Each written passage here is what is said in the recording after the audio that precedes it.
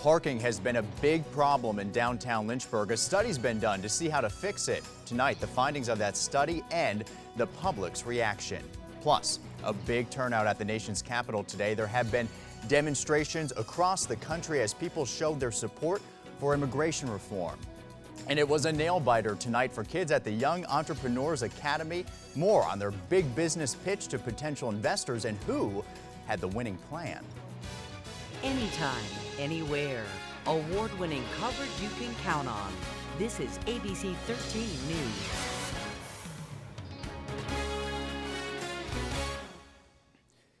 I'm Mark Kelly filling in for Len Stevens tonight. First, we want to go to breaking news tonight in Lynchburg. Dispatch has confirmed that a police officer has been shot. Our reporter, James Girardi, is on the scene at McCausland Ridge Apartments right off Langhorne Road, just blocks away from our station. James is joining us now by phone. James, what can you tell us? Hey, Mark. Yeah, I'm here at the McCausland Ridge Apartments. That's just past Lynchburg General Hospital here on Langhorne Road.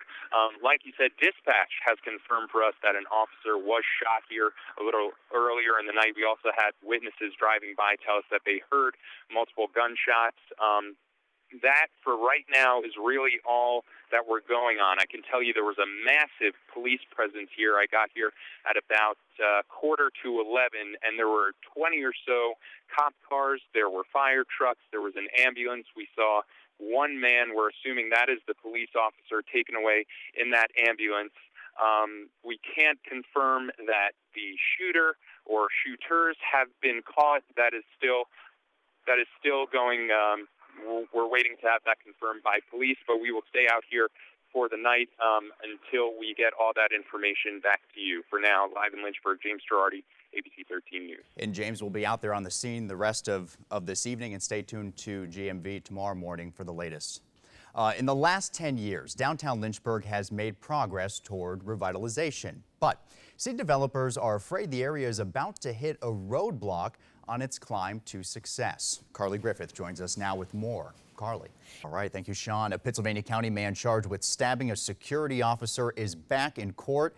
48-year-old Byron Clements was tried last year on one count of malicious wounding after police say he attacked the officer at a Social Security office. That trial ended in a hung jury. Today was day one of what officials say will be a two-day trial. Clements' attorney says his client has struggled with psychiatric issues. We will keep you updated on what happens. Now a look at the latest efforts to keep the Lynchburg Airport's control tower up and running. Funding has been approved through the end of June, but it appears the tower will stay open for the foreseeable future. Still, there is a little complication here with the Virginia Aviation Board. This near-term use of certain funds could possibly lead to a denial of some future funds from the board over the next 3 years to be used in a similar fashion. I certainly am somewhat disappointed that they didn't vote to approve our waiver for the penalty provisions.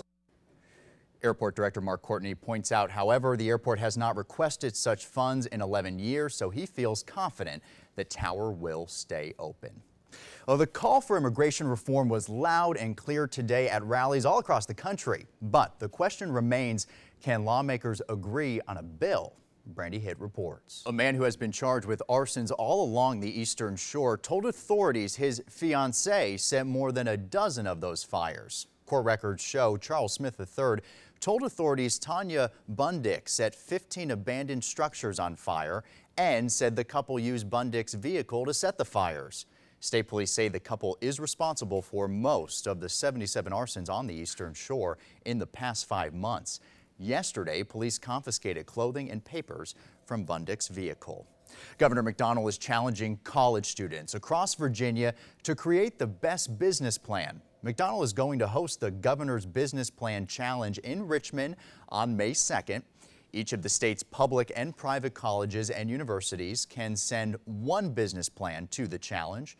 The first prize is valued at $10,000 to help develop the business model. The deadline for entries is April 29th. Coming up, it's a way for young entrepreneurs to get their big break. More on these kids' business pitches to potential investors and who is representing the group at the national competition in New York. And one Madison Heights woman is continuing the fight for her life after a cancer diagnosis. Learn how her community is lending a helping hand. Have you ever seen the show Shark Tank right here on ABC? I know I have. It's one of my favorites. Well, in it, entrepreneurs pitch their business ideas to potential investors. Well, a similar event happened tonight right here in our hometown. The Young Entrepreneurs Academy, a group of 16 kids from our area, ages 11 to 17, have all started their own company. Now, these kids, some not even old enough to drive, made their pitch tonight to investors to give them the funding they need to get their startup going. James Girardi reports. Thank you, Sean. We want to continue with the breaking news situation tonight in Lynchburg. The story continues to develop. Dispatch has confirmed that a police officer has been shot just blocks away from our station here. Our reporter James Girardi is on the scene at McCausland Ridge Apartments off Langhorne Road. We spoke to him at the beginning of this newscast. Let's go to him now. James, what can you tell us so far? Yeah, hey Mark, not too much new information right now. I'm standing at the McCausland Ridge Apartments off of Langhorne Road. Like you said, it's just past Lynchburg General Hospital. When I got here with my crew at about 11:15, there was a massive police presence here. There was 20 or so cop cars, a fire truck, an ambulance, and like you said, dispatchers had confirmed for us that a police officer was shot here at these apartments, but police are being very tight-lipped. They're not telling me very much information right now, so we cannot confirm that the shooter or shooters have been ascertained.